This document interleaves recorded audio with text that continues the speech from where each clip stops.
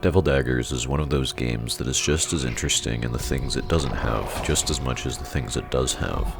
The game has no tutorial. Every time you start the game, you'll be in the same place at the same time, just like the first time you ever pressed play. The game has no music aside from the title screen. The only sounds you'll hear while playing are the incessant light tapping noises of the spiders, the wet gushing noises of the squids, and the rhythmic screaming sounding from your only weapon. The game has only one weapon, the titular Devil Dagger. While it gets stronger over time, it handles the same from your first attempt to your 1000th. The game has only one map, a simple round arena that slowly gets smaller the longer the game goes on. Differences in height are never a factor, and it will always have this hellish gray and red color scheme that accentuates the pain and misery evoked by the sound design. The game has only one spawn set. You'll always be fighting the same enemies in the same order at the same times.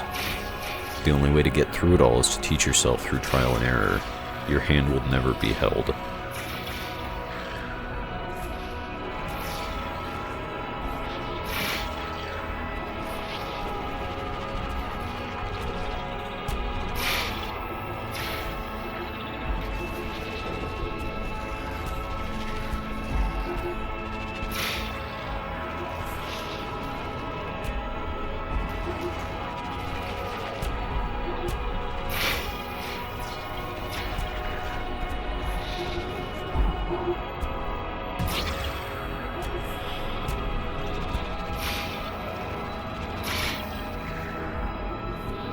So what is the objective of Devil Daggers?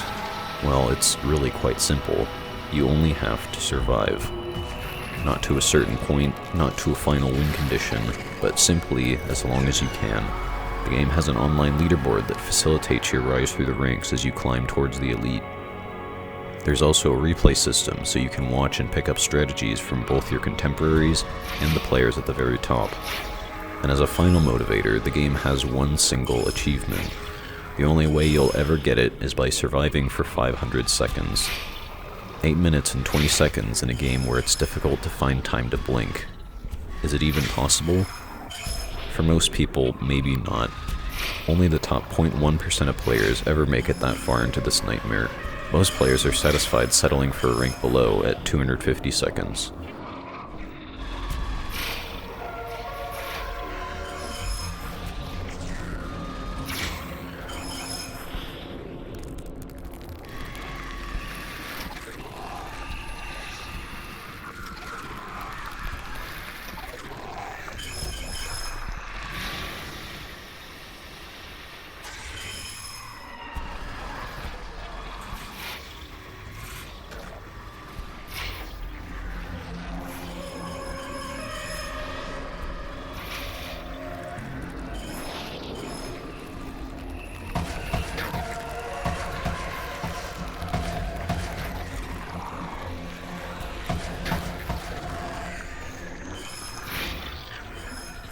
Now you might be thinking that what you've seen so far has been relatively simple.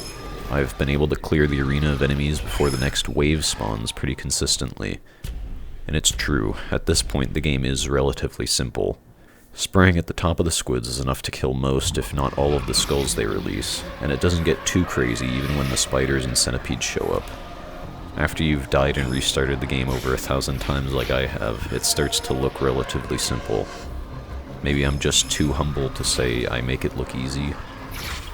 But what really separates the first half from the second half is that there is room for error in this first half. I don't have perfect kills, but I still have time to prepare between waves. But it's at this point where the game truly lives up to its hellish demeanor, because this is when the gigapedes spawn.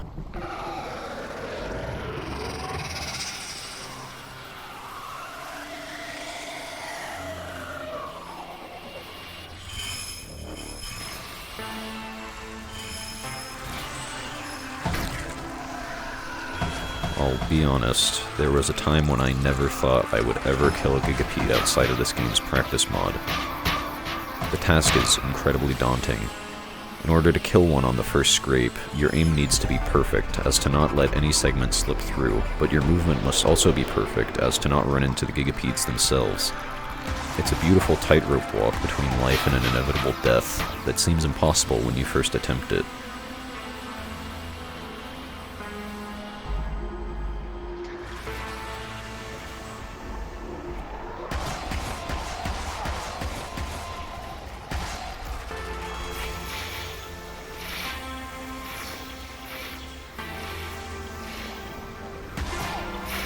This entire segment of the game is why many players end up giving up after 250 seconds, because the gigapedes simply do not leave room for error.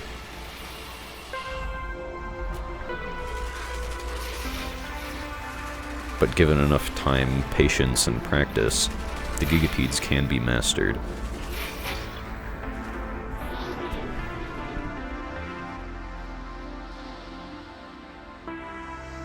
And this isn't even the end. There's still one last major challenge waiting past this on your way to 500 seconds. This is the Leviathan.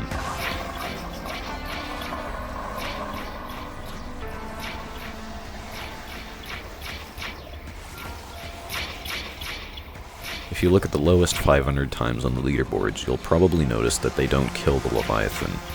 They hardly even attempt it. That's because this enemy is so brutally difficult and demands such perfection from the player that many players don't bother. Instead, they try to move evasively around the arena, killing anything directly in their way in the hopes that they can stretch their way to 500. That's the term, stretching. When you've lost control of the enemies and you just have to stretch out your life as long as you possibly can. And one of the best things about Devil Daggers is that everyone, eventually, will have to stretch. The game never truly ends. It eventually starts a loop that gets faster as the arena gets smaller, and eventually, no matter how good your movement and reflexes are, you'll never escape your inevitable death.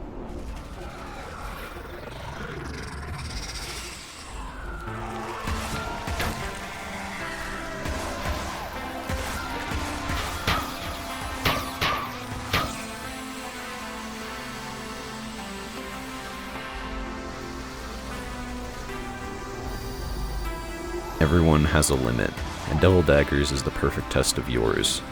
How far can you go before you give up? Will you reach the gigapedes? Will you go beyond? The game is fair in its relentless and unceasing death, and the only obstacle between you and your goal is you. When we think of competitive games, we think of player versus player. The question usually asked is, how can you deal with what your opponent does? But what Devil Daggers does so incredibly well is not pitting you against the game, but pitting you against yourself. How can you deal with what you do incorrectly? How can you deal with your limits? Will it be through reflexes, patience, memorization? There was a time when I never thought I would reach 500 seconds. That was my limit. But limits are meant to be broken.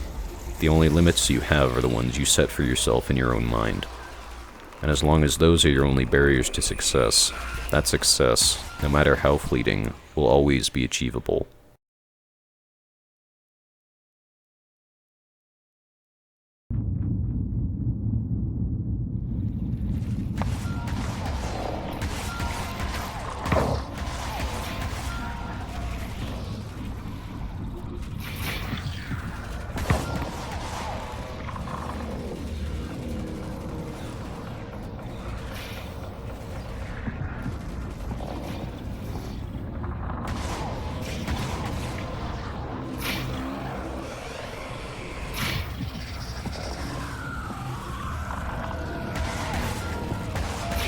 And this marks the beginning of my stretch.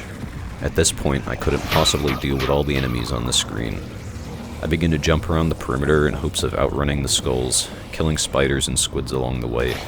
The game never ends. It only ends when you've given up. And even if I already did achieve my dream time, what's just a little more? We all have to stretch eventually, and death is inevitable. The only question is just how far you can go. And I stretched better than I ever had before, not just to 500, but right to the very end.